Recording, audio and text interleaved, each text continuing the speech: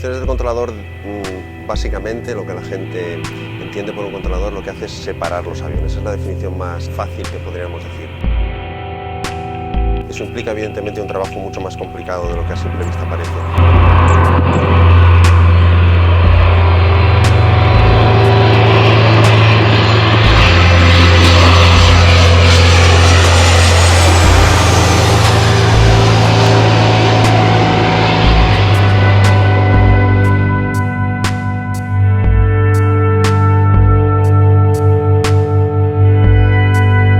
Depende mucho las funciones del controlador del tipo de controlador del que estemos hablando, porque la imagen que se tiene también vulgarmente de un controlador es de un controlador aéreo en una torre de control. Hay que distinguir que hay diferentes tipos de controladores, los que trabajan en una torre de control o los que trabajamos en un centro de control. E incluso en ese caso también podemos subdividirlos. Hay controladores de aeródromo, los que trabajan en la torre, y en un centro de control pueden ser controladores de área o controladores de aproximación. Sí, separar aviones es mucho más complicado que cualquier juego de móvil o cualquier juego de ordenador, evidentemente. Nosotros día a día nos enfrentamos cada hora a miles de decisiones que tenemos que tomar. Cada una de estas decisiones implica la seguridad de un montón de gente. Eso es lo más complicado de nuestra labor como controladores aéreos. Es un trabajo que, sin ser un trabajo terriblemente difícil, sí que tiene esa especialidad, esa responsabilidad que hay que asumir, y eso es lo que más pesa de nuestro trabajo. En la vida real implica muchísimas más cosas, como son coordinaciones con los colaterales, hablar con los pilotos, hablar con tus compañeros. Es un trabajo, es una cadena que tiene que estar perfectamente engrasada. El controlador, en mi caso soy controlador de aproximación aquí en Barcelona, no podría trabajar yo solo. Por muy bien que yo lo haga, si los compañeros que están a mi lado, el controlador de aeródromo o el siguiente controlador de ruta al que le voy a transferir el avión, lo hacen mal, al final el tráfico se ve afectado, ¿no? por ese mal trabajo. Las cosas más difíciles para mí de nuestro trabajo es que ninguna operación es la misma. Lo que en un minuto puede resultar un rumbo adecuado para un avión para que intercepte el localizador, al minuto siguiente ese rumbo ya no es adecuado. Dependemos de muchas variables, incluso ajenas a nosotros. Dependemos de la climatología, del viento, de los pilotos, del tipo de avión, de nuestro propio día. No todos los días tenemos un día inspirado, hay días que salen las cosas muy bien y hay días que no salen tan bien. Nosotros tenemos un dicho del control que decimos seguridad, orden y rapidez. Ese dicho está escrito así no por casualidad. Lo primero es la seguridad, después habrá que mantener los aviones ordenados y por último dar la rapidez y la fluidez que podamos al tráfico. Evidentemente hoy en día un minuto de vuelo para cualquier compañía aérea cuesta mucho dinero y hay que intentar ahorrar combustible e intentar ahorrar esperas a los pasajeros. Pero por delante de todo eso y muy por delante está la seguridad. La preparación ha cambiado, desgraciadamente ha cambiado mucho. La formación que requiere ahora un controlador no tiene nada que ver con la formación que se requería antes para ser controlador, cuando yo lo pasé hace 14, 16 años, no recuerdo. En mi caso, en aquella época, primero pasábamos un examen, una oposición, en mi caso 4.500 opositores o candidatos para 120 plazas. Después de pasar esa criba, pasamos un curso en Madrid de 14 meses, en los cuales te enseñaban todo lo que deberías saber sobre el control, porque lo bueno que tiene esto de ser controlador es que los controladores venimos de muy diferentes campos. En mi caso particular, yo antes era marino mercante, que es algo que no tiene nada que ver con el controlador. Hay médicos, hay abogados, hay periodistas. Entonces, durante esos 14 meses nos enseñan lo que debemos saber del control. Después de esos 14 meses ibas a una dependencia en la cual también pasabas un proceso de instrucción que puede durar 6 u 8 meses. Primero pasas por un simulador, después pasas por la vida real, con los aviones reales, pero con un instructor detrás, hasta que por fin consigues tu habilitación de controlador y entonces empiezas a trabajar. Durante todo ese proceso, evidentemente, has ido tomando conciencia de la responsabilidad que exige. Supongo que cuando todos nos presentamos a controlador nadie sabemos, por mucho que se hable de controlador, básicamente, bueno, se oyen las cosas típicas del controlador, pero nadie asume la responsabilidad que esto conlleva. Durante todo este proceso te vas dando cuenta y cuando empiezas a hablar ya con aviones de verdad, con pilotos reales, te haces definitivamente consciente de que, en lo que decíamos antes, cada decisión que tomes implica la vida de muchas personas y que todas las decisiones tienen que estar bien ajustadas para mantener el 100% la seguridad. Ahora ese proceso se ha simplificado, desgraciadamente la crisis, las privatizaciones. Ya sabes que antes en España solo había un proveedor de servicios de navegación aérea, que era AENA. Ahora eso se ha abierto a otros proveedores y la instrucción o la preparación que se exige a un controlador aéreo desgraciadamente ha bajado. Es algo que nosotros, yo aparte de controlador aéreo soy vocal de comunicación de la Asociación Profesional de Controladores Aéreos y como vocal de comunicación de esta asociación, en la asociación estamos muy preocupados por el deterioro que ha ido sufriendo la formación de los controladores. Ahora un controlador aéreo puede presentarse a la oposición para ser controlador aéreo, a los exámenes para ser controlador aéreo simplemente con el título de bachiller. Antiguamente necesitábamos una carrera universitaria. Después de presentarse pagan una determinada cantidad de dinero bastante elevada y hacen un curso que puede variar entre 4 y 6 meses y después de ese curso salen controladores aéreos, si bien de aeródromo, no tienen todas las calificaciones, pero salen controladores de aéreos de aeródromo. Ese controlador va a controlar aviones de verdad en un aeródromo, con una formación que es la tercera parte de la que me dieron a mí cuando yo estuve en la escuela.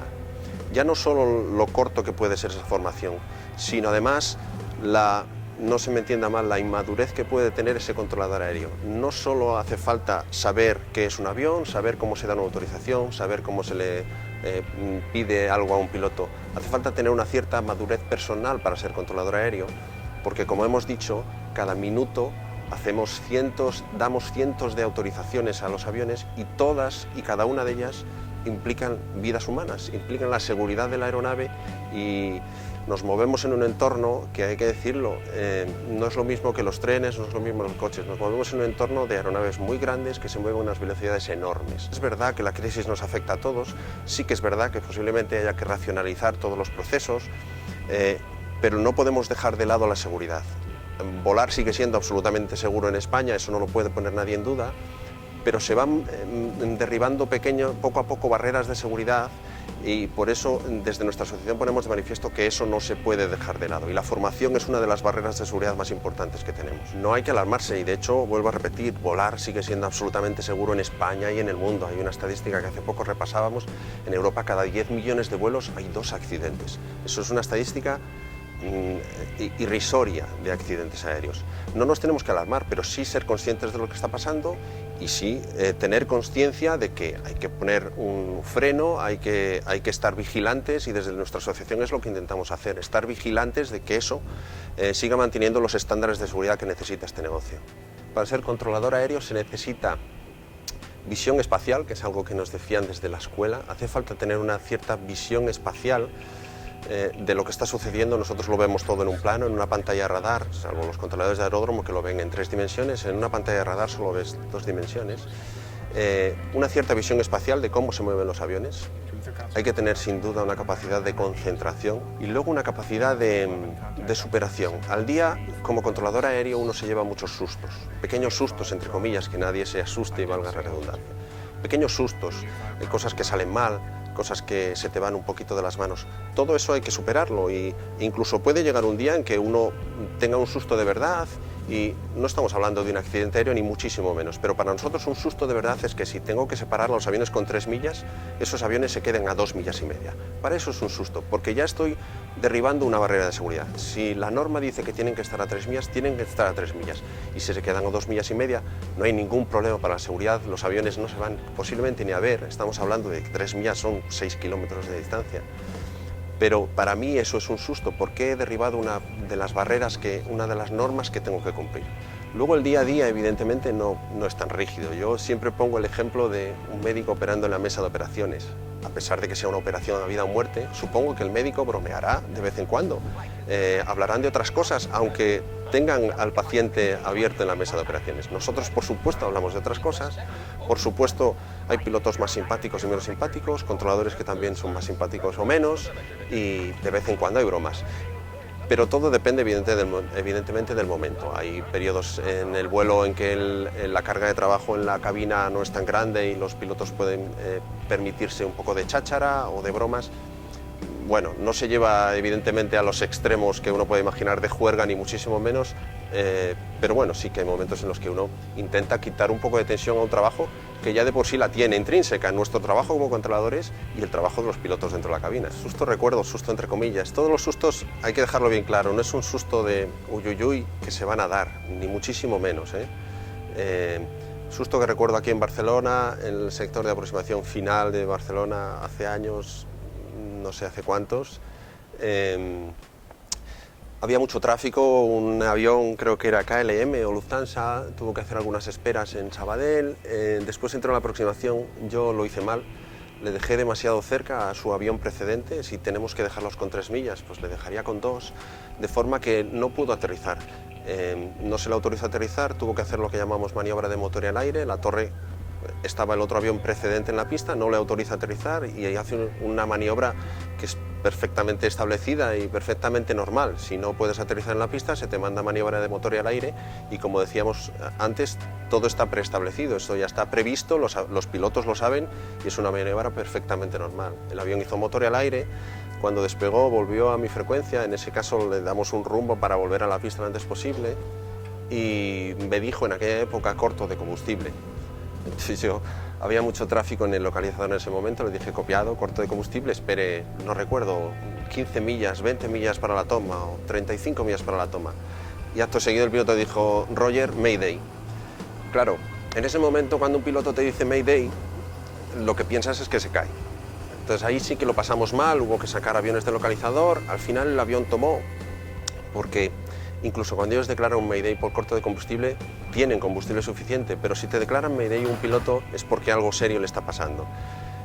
Lo que decíamos antes, en ese momento posiblemente no lo piensas, se intenta que la operación siga, se intenta que el avión aterrice cuanto antes posible, pero después cuando te vas a casa es difícil olvidarse de eso, empiezas a darle vueltas y te haces la cuestión esta fatídica que es ¿y si? ¿Y si hubiera pasado? ¿Y si se hubiera caído? Yo creo que ese es el susto más grande que me he llevado. Y luego hay pequeños sustos, como decías antes, prácticamente todos los días, pequeños errores, distracciones. Somos humanos como todo. La ventaja que tiene este negocio es que, a pesar de que somos humanos y que podemos cometer errores o distracciones, hay tal cantidad de barreras de seguridad que impiden que haya un accidente aéreo que es muy difícil. Por eso la estadística de la que hablábamos antes, tantos millones de vuelos, tan pocos accidentes aéreos. Lo que sí que es verdad es que la vida personal se ve afectada por la vida laboral, no solo por los sustos o no sustos que te puedas llevar, no solo por el estrés que genera esto, sino porque nosotros trabajamos, la mayoría de los controladores de las dependencias de control aéreo en España, trabajamos a turnos, trabajamos por la mañana, por la tarde y por la noche. Esa ciclicidad hace bastante daño realmente al organismo. Cuando tienes 25 años no, cuando tienes 50, que es mi caso, sí que afecta. Hay problemas para dormir, hay dificultad para dormir, bueno, sí que afecta a la vida personal. Ahora, sacrificios que tengas que hacer por ser controlador, no, ser controlador es una maravilla, no puedo decir otra cosa. Bueno, la Asociación Profesional de Controladores Aéreos llevamos ya algunos años intentando defender la labor profesional de los controladores, una labor que ha sido muy vilipendiada desde hace algunos años. Bueno, nosotros intentamos defender los intereses profesionales de nuestros asociados. Somos la asociación mayoritaria que hay en España de controladores aéreos y atendemos todo lo que tiene que ver con el lado profesional de los controladores. Intentamos hacer cursos de formación, mantener la formación, atender todos los requerimientos en cuanto a habilitaciones, en cuanto a cursos de inglés que requieren nuestros asociados. Tenemos una página web para servir de apoyo a los asociados, aportamos documentación, hacemos informes técnicos, en algunos casos también hemos ido como peritos expertos a juicios. En fin, vamos poco a poco labrándonos una reputación y gracias a esa reputación de seriedad y de buen hacer, pues por una parte nuestra relación con la empresa, con AENA, el proveedor de servicios, cada vez está más engrasada, afortunadamente, y por otra parte se nos requieren foros nacionales e internacionales para que demos nuestra opinión como expertos y además conocedores de lo que estamos haciendo y evidentemente porque tenemos un marchamo de seriedad que nos avala. Yo creo que está cambiando. La imagen que se tiene de un controlador es que un controlador es un señor que gana mucho dinero y no hace prácticamente nada. Creo que está cambiando. Bueno, reportajes como este que estáis haciendo nos ayudan a que la imagen cambie. Desde la asociación luchamos por que esta imagen se cambie. Intentamos explicar en todos los foros en los que podemos cuál es nuestro trabajo real. Yo creo que la imagen está cambiando, nos costará cambiar después de todo lo que sucedió en el 2010, nos costará, pero poco a poco vamos haciendo camino y además el único camino es, creo, el que sigue nuestra asociación, es una vigilancia constante de lo que se hace, pero no solo con críticas, sino con opciones y un trabajo serio y un trabajo eficaz, para que vean que no solo defendemos los intereses de los controladores aéreos, que los defendemos, sino defendemos básicamente el negocio, la navegación aérea, el negocio de los aviones, que es en el que estamos implicados todos.